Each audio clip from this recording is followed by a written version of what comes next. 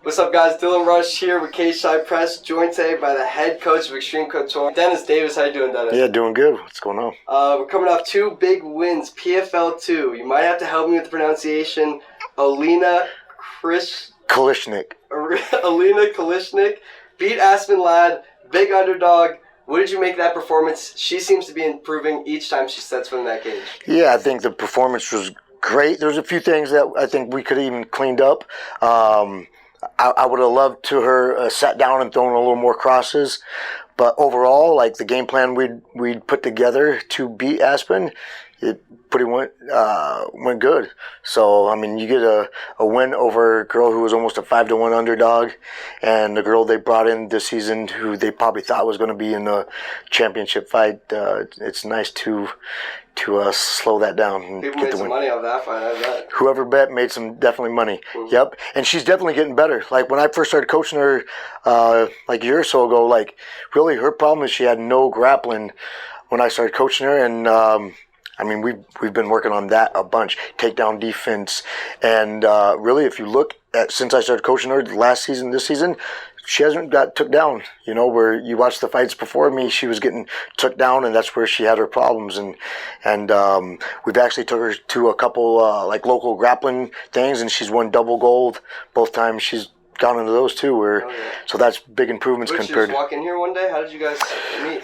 So Ray Cepho called me up and was like, "Hey, Elena, we're trying to get her out of Ukraine, and we're going to get her into the United States, and she's looking for a coach, and would you want to be her coach?" And I coached Taylor, actually had fought her the season before, and I coached Taylor.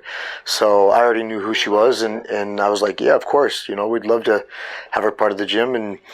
And I didn't think I was going to be as involved in her coaching as much as I am. You know, she kind of came here and like, you're my coach and you're not going nowhere, and like, oh yeah, she's very very demanding on my time, but she does put in the work, and it makes me want to help her. She's definitely become one of your main guys, right? Yeah, you know, and even if I didn't want her to be my main guy, I've got no choice. Yeah, she beats up on me, but yeah, I put a lot of time into her, and we've got a pretty good bond between us. Seems like it. Mm-hmm. Another one of your main guys, Biagio Ali Walsh, another first-round knockout. That makes 3 straight. What's the ceiling for this kid? I mean, he could be as big as it comes, you know? I mean, obviously, with his grandfather being Muhammad Ali, that helps, you know, like he says. But again, he's actually very well on the mic after where he's talked like, yeah, this is my grandfather, but like I have to come in and I have to actually win the fights, right? Because it doesn't matter who your grandfather is. If you go in and get your ass beat a few times, people are going to be like, okay, this kid's not shit. So yeah, I think he could be a star. Yeah, 24 years old. 24 years old. He's putting in the work. He's getting better too, right? Like again, you'd watched his not his fight before that in the PFL, but his fight before that. He fought a guy, came out, boom, got took down, ended up coming up, and now you see in this fight, this kid had wrestled in high school and took some shots and he stuffed them. So his wrestling is getting better, his grappling's improving, his hands already pretty decent as we can see, and he's got dynamite in those things. He said before the fight he wanted to show off the wrestling, show off the grappling he's been working on. I wanted to ask you, are you a fan of the PFL scoring system with the points for knockouts, points depending on which round that finish comes in? Do you like that scoring system? I do like it because it pretty much, you're in control of kind of what goes on, right? If you want 6 points, you better bite down and let them hands fly and try to get those 6 points. And I like it where it's like, hey, if you do the right things, you're rewarded. You're rewarded by points. You're rewarded by going to the playoffs. If you go to the playoffs, it's up to you. You win, you keep going on, you win the $1 million. You fight for the title at the end of the day because of your performances, compared to like some other organizations where that might not be the case, right?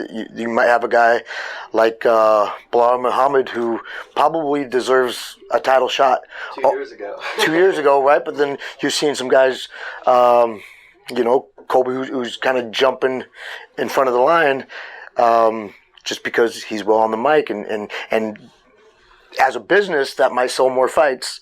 So I get it on that side, but it definitely sucks if you're the guy who's done all the right things and you're still not getting rewarded for it. So I like the PFL in that sense. So, correct me if I'm wrong, a first round finish, that's 6 points. 6 points. So the end of the season, say there's one last fight, the last week of the season, whatever you want to call it, and a fighter needs 6 points to make the playoffs. It would be interesting to see if they just go running and gunning, swinging and banging for that first round finish to make it into the playoffs in the first round. You're gonna have to, right. Otherwise you're gonna be, sitting in the stands watching the playoffs. Yeah. So yeah, definitely. But that gives you too of like, oh, this is what I got to do.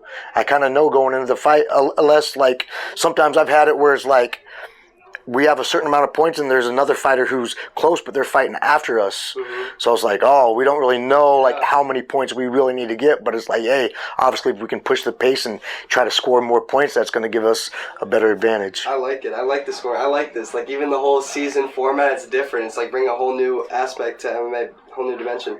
So those two fights were the same night. They were here in Las Vegas. Now you're going to get a little traveling in. We're going to go to Hawaii.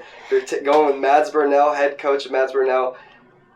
You excited to go to Hawaii first and foremost? Fighting aside, you excited to go to Hawaii? Yeah, I mean Hawaii's obviously better than going to Idaho or something like that. Yeah. Again, fight week, I don't get to really enjoy it too much because the fight's the most important. But I'm actually going to stay a few days after, and then we'll be doing some celebrating after, and then enjoy the sun. Maybe some videos on Instagram, maybe on the beach. Might have to bust out some training videos on the beach. That'd be cool. Yep. So Mads, he was on a 7-fight win streak prior to this 2-fight skid. You're expecting him to get back in the win column with this one over Justin Gonzalez, a very game opponent. Yeah, 100%, right? Like, he is on a 2-fight skid. The Borks fight was a banger of a fight. 100%. That to me is like one of the best fights I've seen live. That's great, and that was against a killer. His last performance was a horrible performance, and I mean, there was a lot. He doesn't really talk about it, but the weight cut and rehydration didn't go as good as we wanted, and it definitely showed. Right? You look at a lot of Mads' fights. He presses the pace, and his cardio's out the roof. Look at the Borks fight; those guys went to war 25 minutes, and his cardio wasn't a problem. I can't imagine being in his corner in that fight, being his coach. Yeah, it was amazing, right? And then you look at the Pedro fight, and I mean, it was 2 minutes in, and he was exhausted, and I seen behind like trying to warm him up to it, and yeah, like I knew it was going to be a tough fight because of the circumstances. Again, that is what it is. That's a wash. Doesn't matter. Now all we got to do is focus on Justin Gonzalez and have him go perform in that fight, and then he goes and wins that, and it kind of washes that last fight away. I was going to say, I know you're fully focused on this fight, but with all he's done in the past in this division, I feel like personally, if he wins this one, wins one more, he's right back in that title picture. He's right there with the top 3 again. Yeah, you beat Justin Gonzalez, who's obviously a stud. Yeah, he's a stud. You do that, one more, we're right there, so yeah, I don't think the Borks fight, losing that one, that didn't really knock us a little bit. Losing to Pedro, that obviously dropped us off.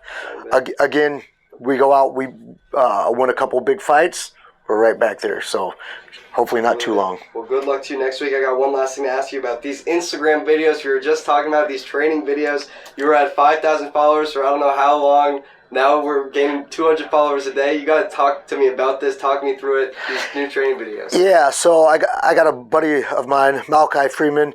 We're actually doing a MMA instructional subscription-based thing. So him and another buddy, Yorkim, they flew out here and we filmed a bunch for this instructional that we're going to be doing.